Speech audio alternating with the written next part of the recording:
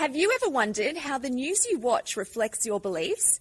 During the summer's bushfires and the COVID-19 pandemic, more Australians than ever turned to news to stay informed. The Digital News Report Australia 2020 is an annual report by the News and Media Research Centre at the University of Canberra and surveys over 2,000 Australian news consumers to find out their news watching habits and what they think about it. This year, findings were largely influenced by the bushfire crisis. And it seems that the majority of Australians believe climate change is a serious problem. So the majority of Australians think that climate change is a problem. Around 79% think that it's a problem.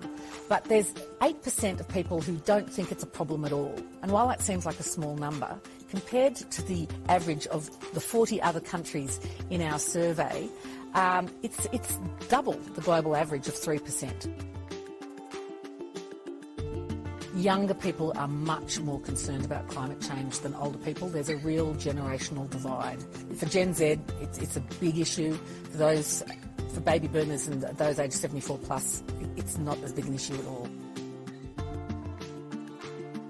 So around a fifth of regional news consumers say they're not interested in news about climate change.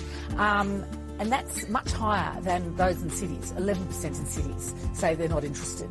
And we found that surprising, given that people in regional areas are probably more affected by climate change than people in cities. Women and young people tend to be less interested in news generally, but what we found in this survey is that women and young people are much more interested in news about climate change. TV continues to be the main source of news for Australians, and there's quite a few reasons for this.